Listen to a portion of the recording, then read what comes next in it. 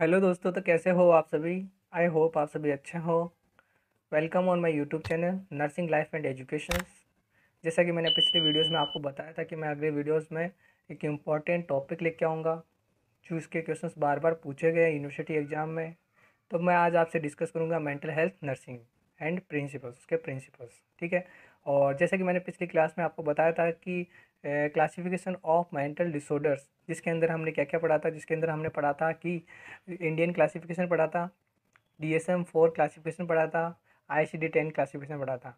और जो ICD-10 classification है उसको मैंने एक अच्छे वे में आपको कहानी के रूप में समझाया था ताकि आपको बिल्कुल भी कन्फ्यूजन नहीं हो कि ऑर्गेनिक में कौन से में रखना है। ठीक है, मेंटल रिटार्डेशन कहाँ आएगा, सबको एक कहानी के रूप में आपको समझाया था। अगर आपने वो वीडियो नहीं देखा है तो आप जाइए, डिस्क्रिप्शन में आपको उस वीडियो की लिंक मिल जाएगी, तो उस वीडियो को एक बार आप देखिए। ठीक है। आज का हमारा टॉपिक है मेंटल हेल्थ नर्सिंग एंड उसके प्रिंसिपल्स।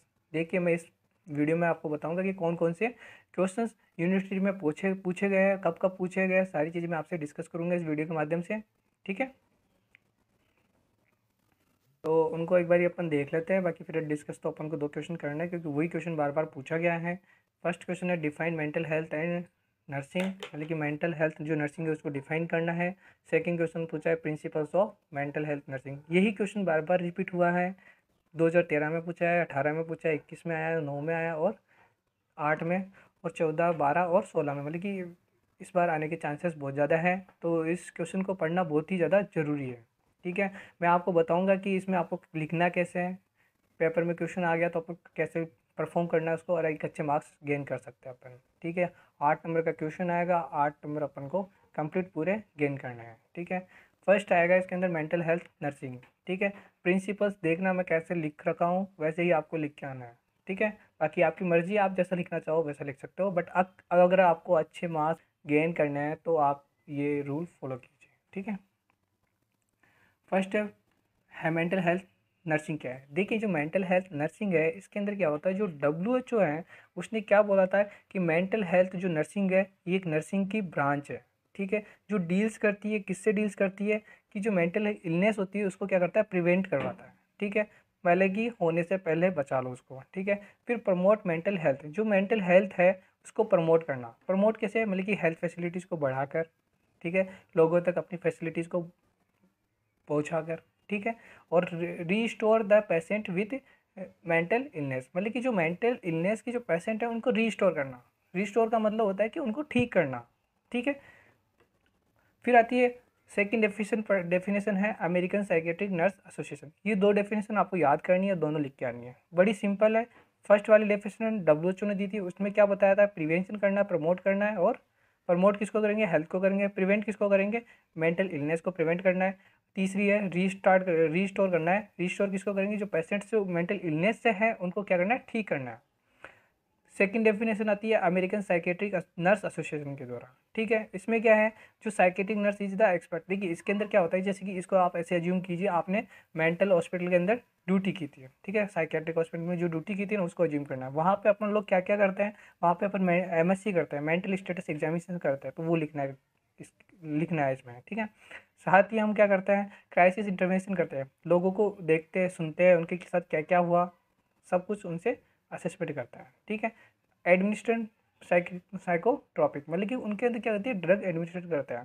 जैसे कि हमने लोराजिपाम वगैरह हो गया, जो एंटीसाइकोटिक ड्रग्स थी वो हो गई, सब कुछ क्या होता है पेशेंट को प्रोवाइड, मतलब कि दी थी, है ना, मतलब कि ऑब्जर्वेशन आपने खुद के ऑब्जर्वेशन में उनको दी थी।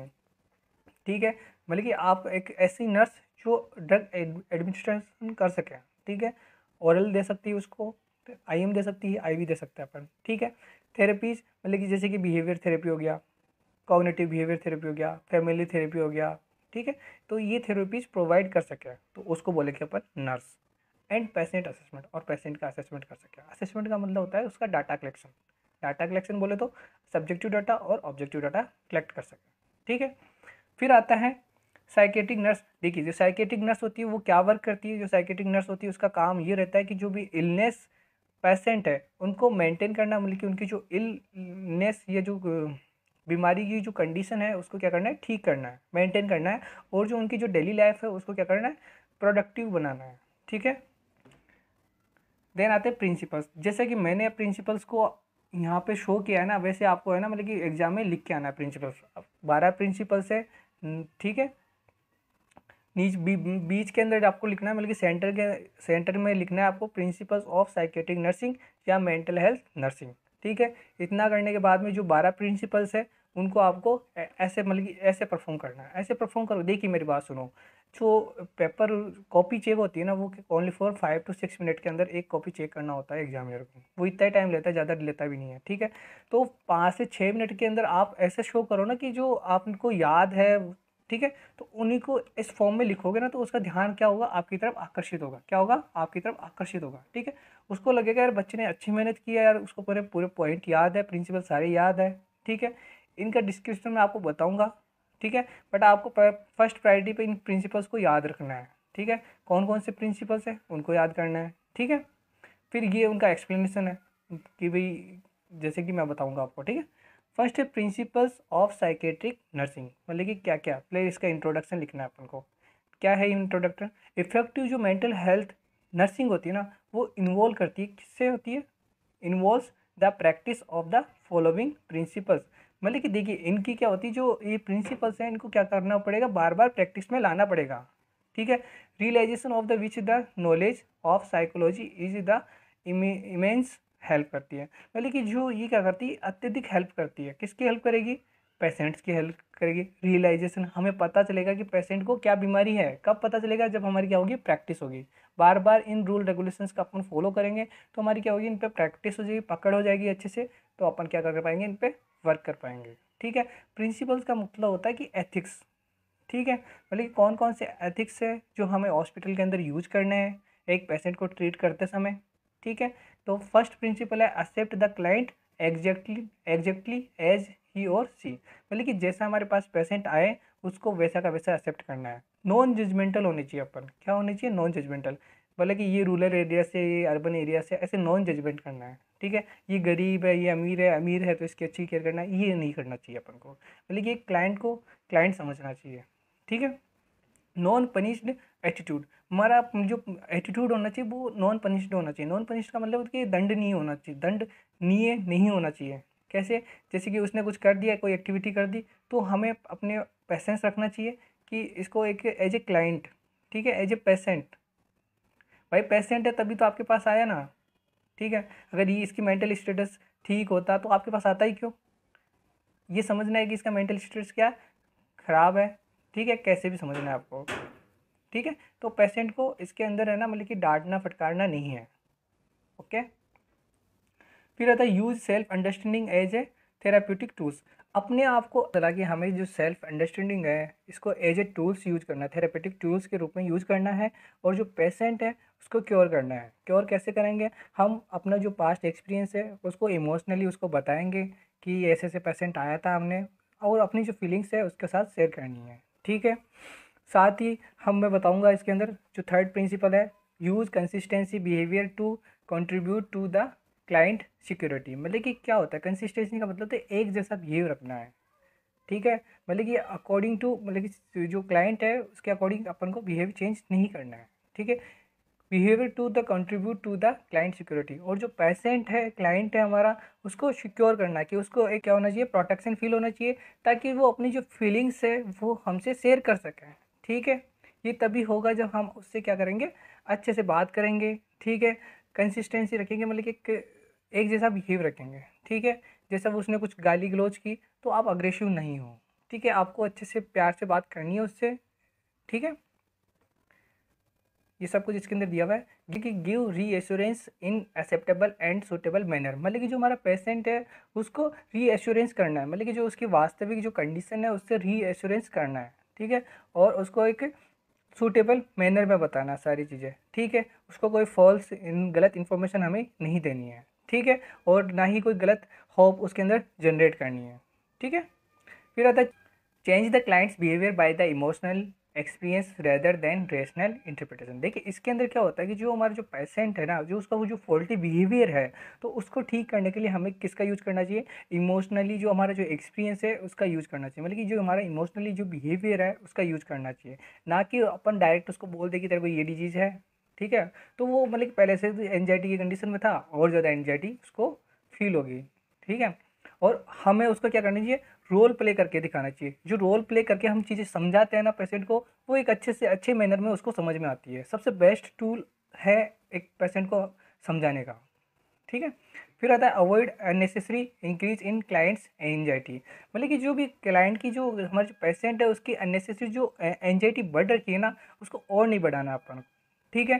Do not increase the patient anxiety, try to keep environment. हमें मतलब कि जो आसपास का जो एनवायरनमेंट है उसको मतलब कि कीप रखना है ना, शांत रखना है। स्टिमुलेट एट लो लेवल्स, ठीक है।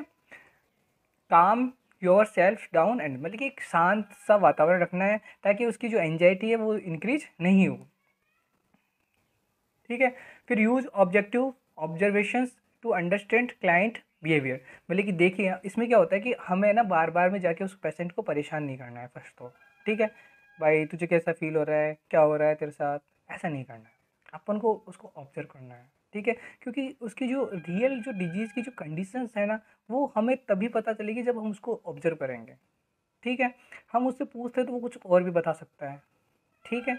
नेगेटिव इन्फॉर्मेशन भी दे सकता है, फॉल्ट इन्फॉर्मेशन दे सकता है अपन को, ठीक है। तो हमें क्या करना चाहिए, ऑब्जर्वेशन पे, और जो ऑब्जेक्टिव टूल्स है ना असेसमेंट का, उस पर फोकस करना चाहिए, ठीक है। ओके। फिर आता है maintain a realistic nurse client relations.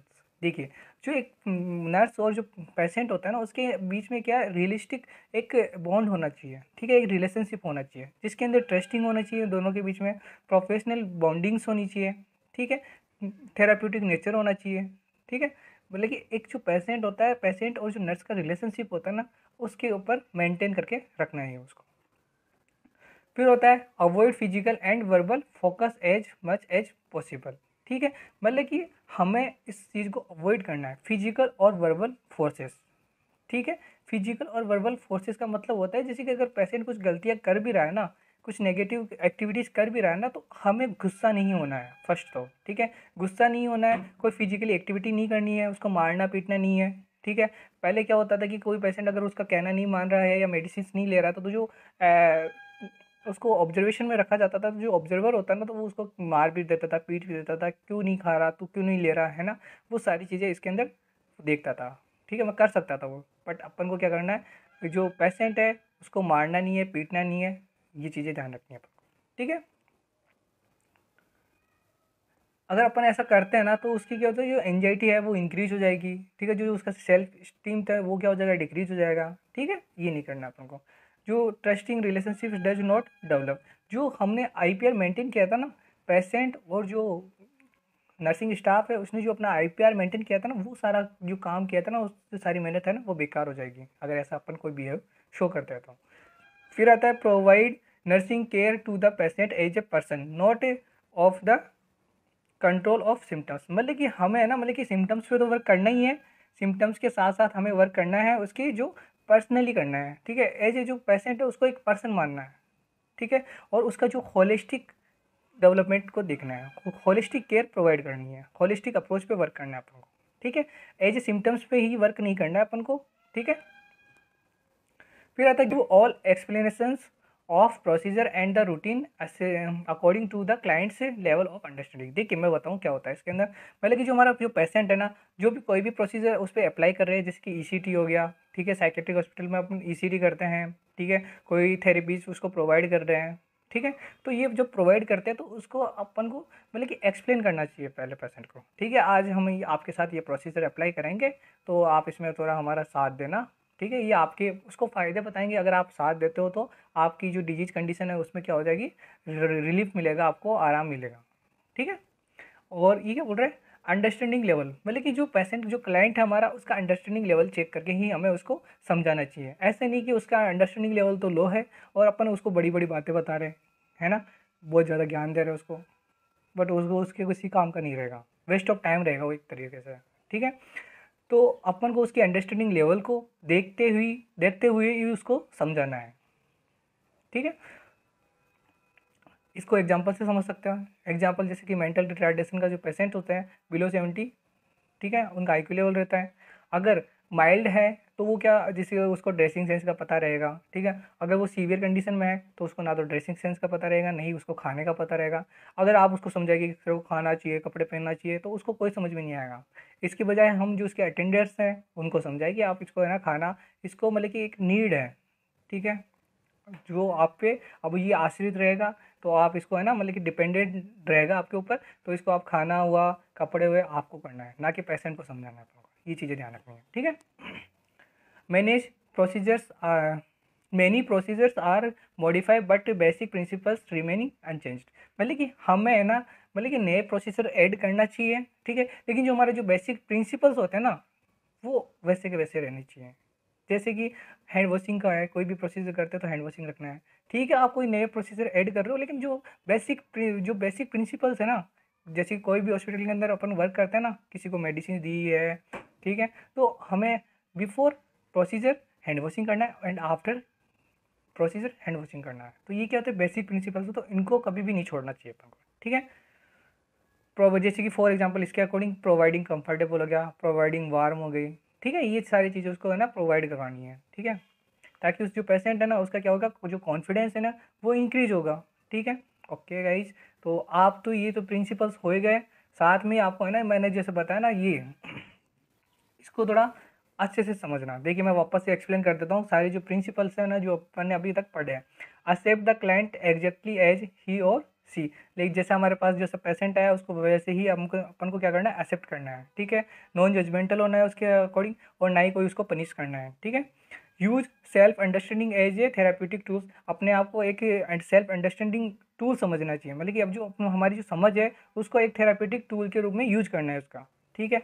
Third है use consistent behaviour to contribute to the client severity, ठीक है, मतलब रखना है, मतलब कि जो कंटिन्यू रखना है, ठीक है, जिससे क्या होगा, क्लाइंट जैसे कि फॉर एग्जांपल मैंने बताया था आपको अभी कि अगर जो हमारा क्लाइंट है, जो पेशेंट है, अगर वो गुस्सा कर रहा है तो अपन को गुस्सा नहीं करना है उसके ऊपर, ठीक है, उसको प्यार से ही समझाना है, ठीक है, ऐसे याद रखना।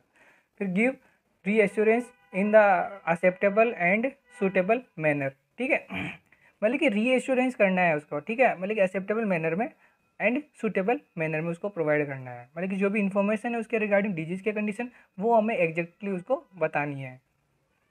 अगर वो ठीक है तो ठीक बताना है, ऐसे नहीं कि हो तो तेरे को बड़ी बीमारी रही है और हम बताएंगे नहीं यार नॉर्मल सा है, ऐसा मतलब कि फॉल्ट इन्फॉर्मेशन उसको नहीं देनी है। फिर होता है avoid unnecessary increase in client anxiety, मतलब कि हमारे जो उसकी जो एंजाइटी है उसको डिक्रीज करना है, जो वहाँ का एनवायरनमेंट है उसको शांत रखना है, ठीक है। फिर use objective observation to understanding client's behaviour, मतलब कि हमें उस टूल्स का यूज करना है ऑब्जर्वेशन वाला का, ठीक है, बार बार जाके पेशेंट को परेशान नहीं करना है। ऑब्जर्वेशन से क्या फ़ायदा रहेगा, ऑब्जर्वेशन से ये फ़ायदा रहेगा कि जो हमारा जो पेशेंट है उसका मतलब कि जो हमारी जो रियल कंडीशन है पेशेंट की वो हमें पता चलेगी, ठीक है। फिर आता है maintain a realistic nurse client relationship, ठीक है, avoid physical and verbal forces as much as possible हो। फिर आता है provide nursing care to the patient as a person not a control of symptoms, मतलब कि कंट्रोल सिम्टम्स को control तो करना है बट एज ए सिम्टम्स को ही एक आधार बना के उसका ट्रीट नहीं करना है, ठीक है।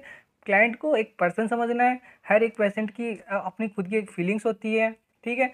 हालांकि उसमें डिजीज कंडीशन के जो सिम्टम्स है वो सेम हो सकते हैं, बट डिजीज कंडीशन के सिम्टम्स आने के लिए जो पहले की जो प्रोसेस है ना वो सबकी अलग अलग होती है, ठीक है। किसी को डिप्रेशन की वजह से आएगा, किसी को लव फेलियर की वजह से आएगा, किसी को बहुत ज़्यादा हैप्पीनेस की वजह से हो सकता है, तो सब क्लाइंट टू क्लाइंट ये वेरी करता है कि उसके अंदर ये सिम्टम्स क्यों जनरेट हुए, ओके।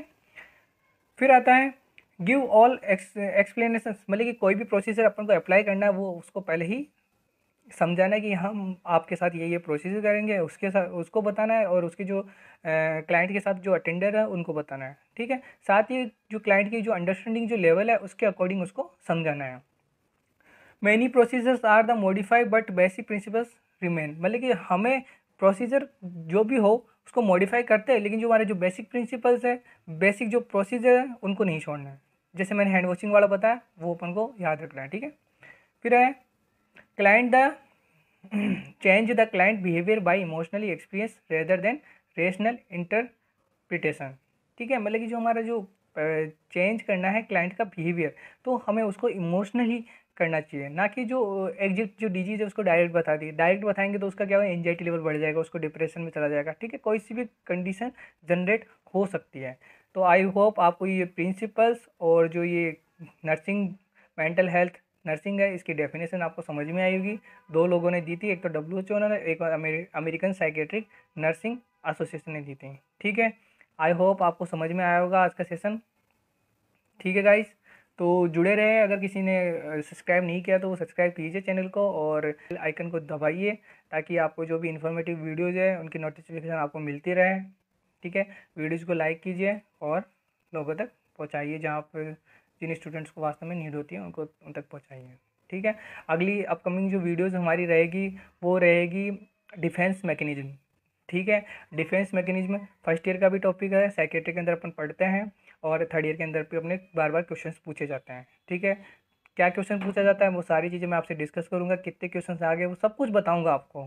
ठीक है, इसी प्रकार से आप चैनल के साथ जुड़े रहें। Thank you so much watching this video.